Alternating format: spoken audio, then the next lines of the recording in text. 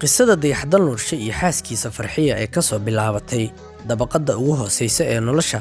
Farxiyo oo loo diiday dayax markii uu soo geed fariistay qoyskeeda ilaa ay u soo samraan imtixaanka jacaylka oo ay soo gaaraan dabaqada ugu fiican nolol ahaan, midda uu qofku ku noolaado xagga adduunyada.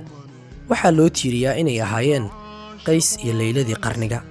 qiso walba oo jacaylna waxay leedahay dhinac ka qaraar dacarta iyo dhinac ka macaan malabka, taas oo dhadhamiyo qof kasta oo xiriir la sameeya qof uu jecel yahay. Tanina waa mid ka mid ah fariimaha qalbi taabadka leh oo ay baraha bulshada ku baahisay xilliyadii u dambeysay intii aysan geeriyoon. Abaalkaaga waxaan ku guda ma aqaano, waad i xifdisay. Xanuuno badan ayaad iigu samirtay, qalbigayga waad ilaalisay. Waxaad ii noqotay aabe, darajada nin ayaadna iiga weyn tahay. Waxaan dareemayaa inaad iigu naxariisato sida gabadhaada oo kale. Alxamdulillaah, Allah ayaa mahad leh oo guurkayga ii hagaajiyey. Adduun iyo aakhira Allaha kugu naxariisto ayayna ku soo gabagabaysay.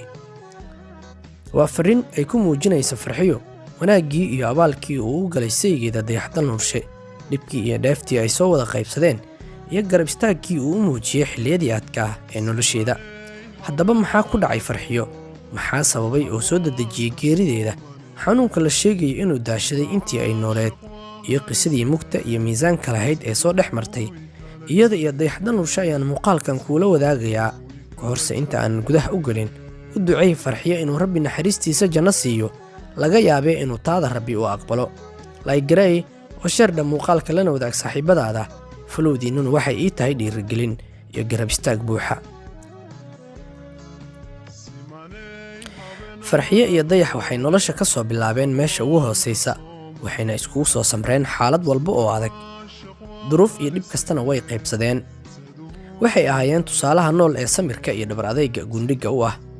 Dayax iyo Farxiyo sheekadoodu waxay ka soo bilaabatay qadka taleefanka oo la isku bartay, xiriir iyo hasaabo badan oo ay sameeyeen ilaa ugu dambeyn ay ku heshiiyaan guur iyo in dayax uu u gogol fariisto qoyska gabadha, sidaasna uu ku guursado.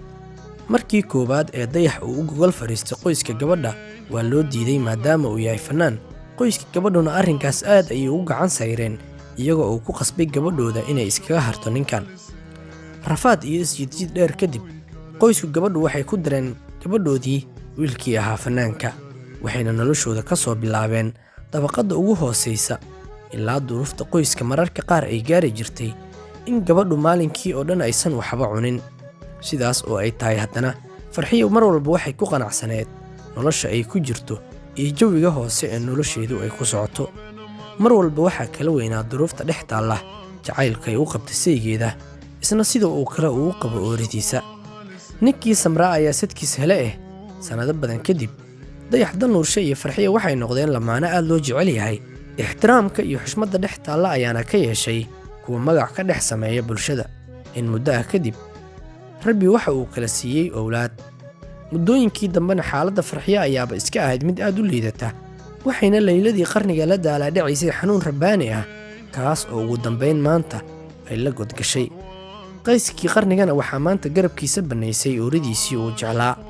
Waxaan dhammaan idinka codsanayaa saaxiibayaal, qof kasta oo muuqaalkan daawanaya inuu si niyadsami leh ugu duceeyo walaasheen Farxiyo, sidoo kalena walaalkeen dayax Allah qalbiga u qaboojiyo ayaan leenahay. Haddii aad ila soo gaartay dhammaadka muuqaalkan, waan kaaga mahad celinayaa. Waad ku mahadsan tahay daawashadaada.